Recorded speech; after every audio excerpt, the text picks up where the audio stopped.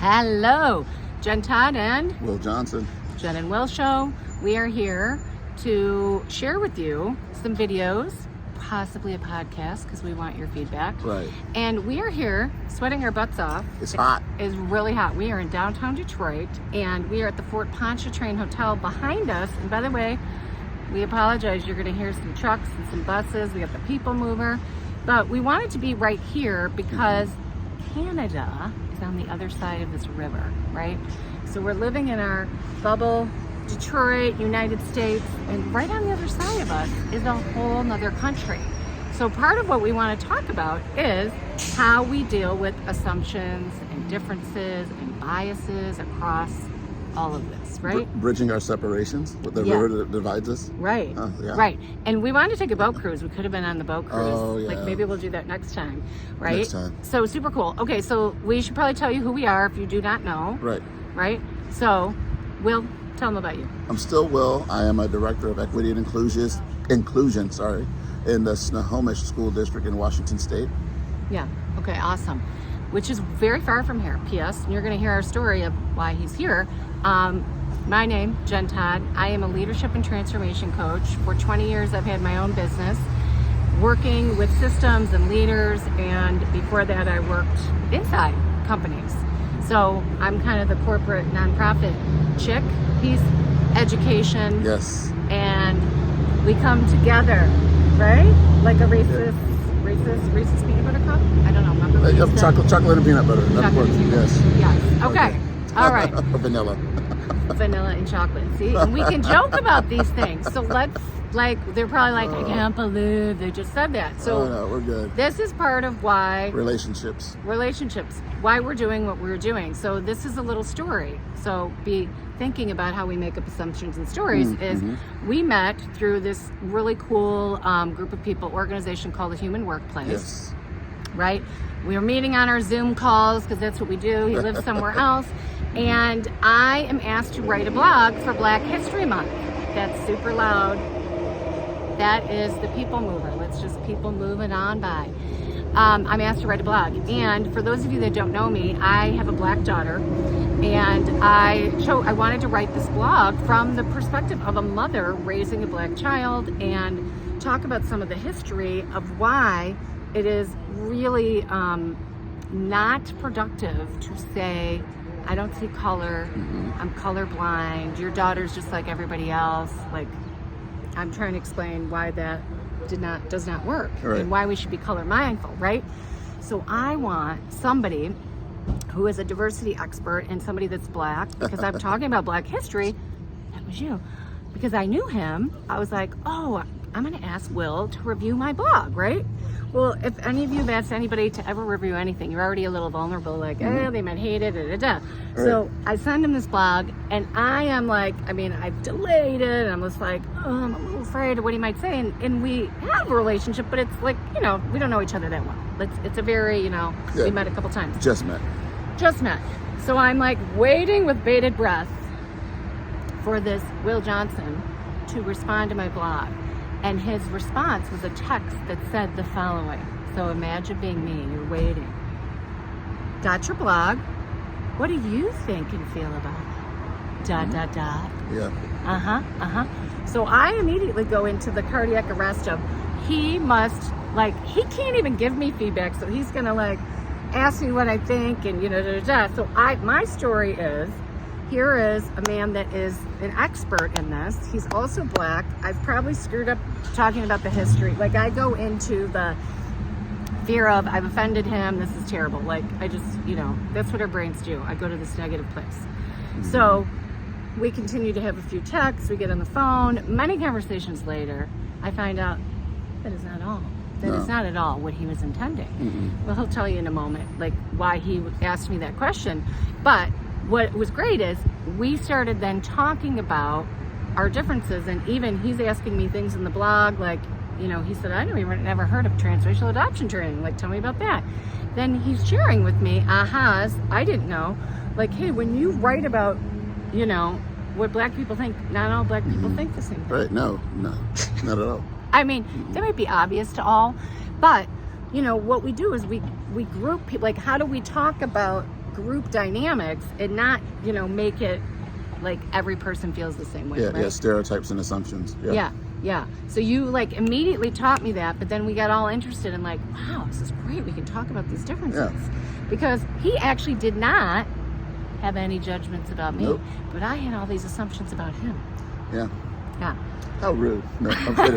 Right. So we bonded and we have this friendship where we could talk about deep stuff. So that's what these videos are about, actually real talk about like things that are difficult to talk about or get your arms around, right? Like even the diversity, inclusion, equity, how does that land for you, right? It's like, everybody's got assumptions. So what we want to do is talk about, are you aware of your assumptions and stories about people or even places that are different than you? Like as we sit here, Canada's on the other side. Like I used to come to Canada all the time as a high schooler. I don't know if I've Over told to you. Windsor? Yeah, over to Windsor. Okay. Like having absolutely no idea that I knew I was going to another country, but I'm not thinking of how I'm showing up. Like I'm not thinking of how they're different. I'm just going over there because it's a fun time. Yeah. Right? And I think that's what we do. Oh, let's, we're going to go over to this country and have a fun time. But like, are we thinking about how we're showing up? But it's like we come with our mindsets, which is how we grew up in the little bubbles that we grew up in, right? So like here we're sitting. This is so great. We're talking about history. Will looks over at the sign and he goes, oh, I'm so glad to know why Detroit's called Detroit. So Detroit friends, do you know? I have no idea. I have to go read that sign. Okay. So Detroit is straight in France. So it's a fort on the water, on the strait. who knew, unless you actually get into the history. So let's talk just a little bit about how we're run by our assumptions and stories and biases. Now, when I say that, people think of biases like the ones that I know about that I like to have, right? Do you have a bias that you can give an example about? I do, but can we back up a second? Though? Yeah, please do. Because you're saying that I was going to explain the story of how I did respond. Oh, yeah. Right. Yeah. So before we jump into the biases, it was really interesting because before becoming an administrator, I was a teacher. I was a special ed teacher, and you had special needs. No, not. I do have special ed. I do. Okay. Yeah. But the thing is, whenever I'm working with a student, whenever I'm working with a staff member community, I want to understand what their authentic voice is. And so I, as a African American male in education, read this article, this blog that you sent me. And so I'm reading it through my frame of reference. What I am not is, I am not a woman of European descent with an adopted black child working in the role that you do. I don't know your backstory. I don't know where you're coming from. And so you may be communicating something from that frame of reference, which is not my own. And so as opposed to, well, here's where I work, and here's how I would say this, here's how I would word this. No, let me back up for a second and say, hey, Jen Todd, what is it that you're wanting to say, and how do you feel about the message that you put out based on your background and your life experience? I love that's that. where I was coming from. I know, and I felt that. Like once we started talking, I felt that, and then of course I revealed I thought it was something different. But I felt that. Like he began to ask me, like, so tell me why you don't know that history. Like, and then I'm explaining again, like growing up in Detroit, how my family raised me, my church, my school, like all very different than how you grew up. Right. But because we were able to like just really openly talk about it without judgment, Right. I learned so much. I didn't even need to put the blog out. I learned so much, right? And we did put the blog out. Well, and other people need to hear it people too. should see that. You should read that blog. Like if you have ever said, I'm colorblind and I don't see color, please read that blog. That's for, A human workplace. a human workplace. Yeah, that's all there. So so thank you for backing me up. That's part of what he's got to do is back up the boat because I'm all over the To joint. keep her in check. I'm an extrovert. He's an introvert. I mean, can you kind of see we have a lot of differences? Okay, let's take a moment to pause. Where I was going was. Yes. Where Were you going? I was going to invite people to think about the word bias differently. So think about it just like a lens you have, a kind of like your paradigm, your point of reference, because I think about it like a big camera, right? Like, so if I flipped this around, you're going to see something completely different. True. Like, look, I'm not going to do it because I'm going to screw this whole thing up. But yeah, don't. that is a totally different view. Right. So when I get fixed in my view and I'm not aware of why I fixated the camera that way, it's a bias. Yeah. So I want to give you my, when I started learning about unconscious bias, it's very uncomfortable because it's unconscious. Can we give them a term real quick? Yes, please. Because when you talked about the camera, it made me think about, frames per second, whatever. And so they're only getting a snapshot. So it's a limited frame of reference if we're only looking at it through what we've experienced in our past. I love that. Okay. Limited frame of reference. Yes. Your camera is stuck on one frame. Stuck. Get a bigger camera. Stuck on right? bias. Yes. I won't break those letters down. Yes. Okay. So here, when I first learned about bias, which I call, I had a frying pan moment, but we don't have enough time to go into that. Let's make that another frying pan moment. So stay tuned. I started to look at what could be an unconscious bias that I want to make conscious. That's kind of the goal, because if it's unconscious and it's running, you know what I'm talking about. People that you're like, do they know they do X, Y, Z? Well, sometimes they don't. They really, truly don't. So one of the things that I hate to admit, but it's true, is when I began learning about, with my daughter being Black, about what unconscious biases I had, when I am in downtown Detroit, where I am right now, I have a visceral, physical body reaction when I enter Detroit and I'm not in the nice touristy district that has white people in it, that is all nice and built up, that has nice townhouses.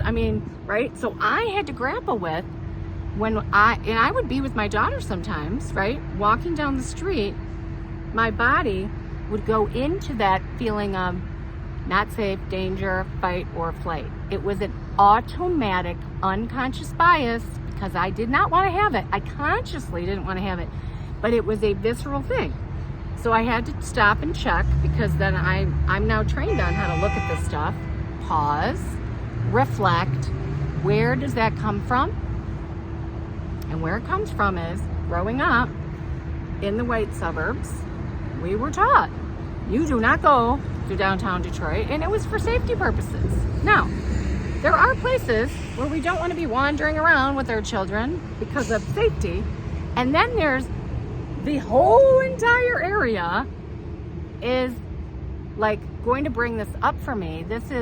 That was an unconscious bias I had until I was able to check it out and really go through the steps of looking at that. Where did it come from? What's true?